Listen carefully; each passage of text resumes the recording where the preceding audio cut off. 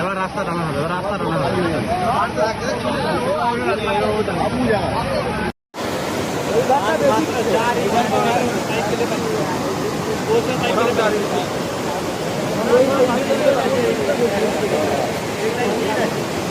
কংসাবতী নদীর জলস্তর গতকাল বিপদসীমার উপর দিয়ে বইতেছিল।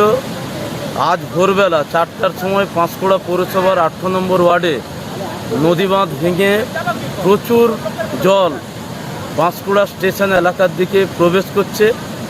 এখনও পর্যন্ত প্রশাসনের কর্তা ব্যক্তিরা কেউ ঘটনাস্থলে উপস্থিত হননি। প্রচুর মানুষ, প্রচুর পরিবার জলবন্দী অবস্থায় আছে। মানুষ এখনও তার বাড়ি থেকে বেরোতে পারছে না। একটা ভয়াবহ অবস্থার মধ্য দিয়ে মানুষ অবস্থান করছে। আমরা দ্রুত প্রশাসনের সহযোগিতা চাইছি এলাকাবাসী, যাতে প্রশাসন অতি দ্রুত হস্তক্ষেপ করে এবং সাধারণ মানুষকে উদ্ধার কাজে অতি দ্রুত নামে আমরা প্রশাসনের কাছে আর্জি জানাচ্ছি।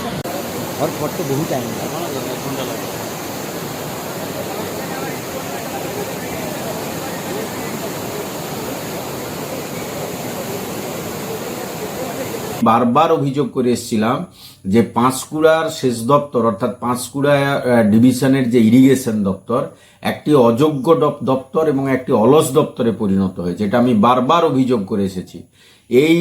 এই পাঁশকুড়া ইরিগেশনের অযোগ্যতার কারণে কংসাবতী নদীর চাপাডালি এবং গড় পুরুষোত্তমপুর এবং জাঁদড়া এই 3টি জায়গাতে ভেঙেছে এবং জল হুহু করে ঢুকছে।